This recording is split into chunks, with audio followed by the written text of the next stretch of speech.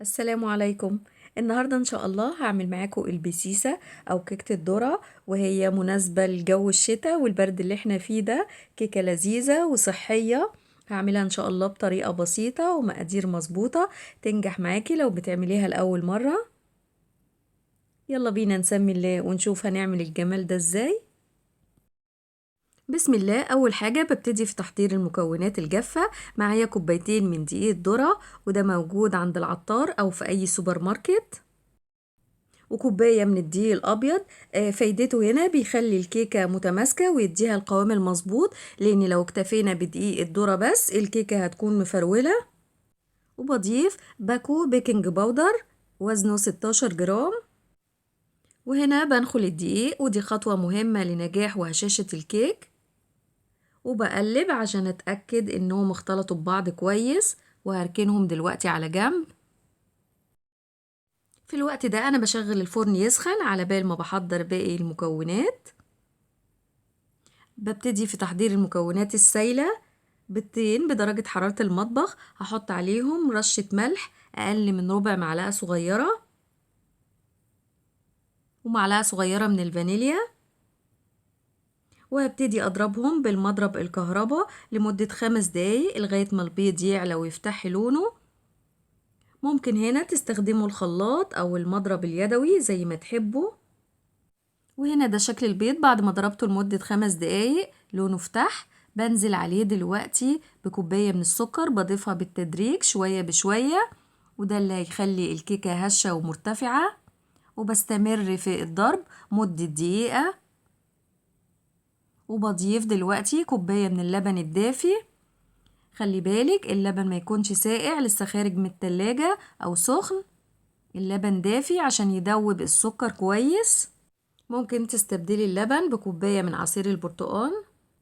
في ناس بتضيف لبن رايب أو زبادي، بصراحة دي ما بتكونش بسيسة، دي بتتحول لكيكة عادية. كيكة البسيسة لازم تتعمل باللبن أو عصير البرتقال لو عايزاها تاخد طعم البرتقال.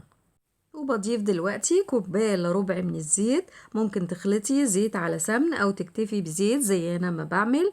وبستمر في الضرب وخلط كل المكونات. هسيب لكم كل المقادير في صندوق الوصف تقدروا ترجعوا لها. وبعد ما خلطت المكونات السايلة هبتدي أضيف لها المكونات الجافة اللي سبق وجهزتها. بضيفها شوية بشوية بالتدريج، وبقلب بالمضرب اليدوي في اتجاه واحد لغاية ما بخلص كمية الدقيق.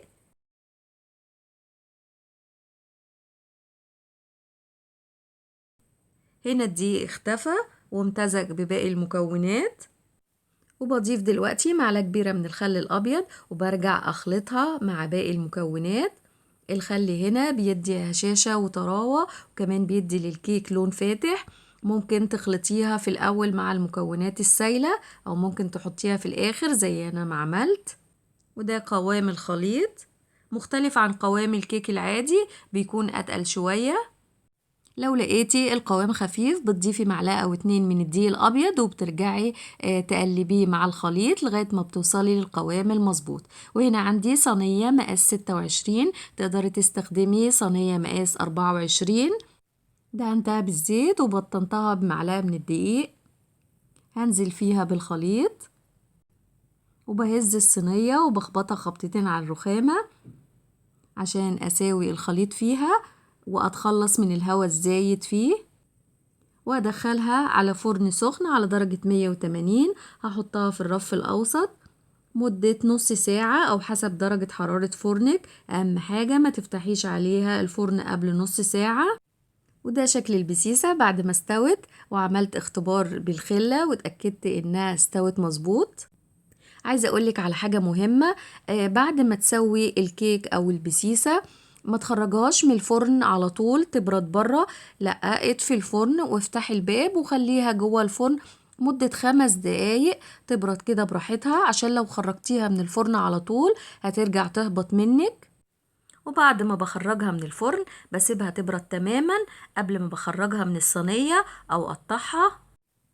ما شاء الله طالعة هشة جدا ولونها جميل وطعمها بجد لذيذ جدا، ريحتها قلب الدنيا. أتمنى تعجبكم وتجربوها، هتنفع للفطار وللعشاء وممكن الولاد ياخدوها المدارس، لذيذة ومغذية وخصوصا في الجو الشتا ده. وبكده أكون وصلت لنهاية الفيديو، أسيبكم في رعاية الله، والسلام عليكم ورحمة الله وبركاته.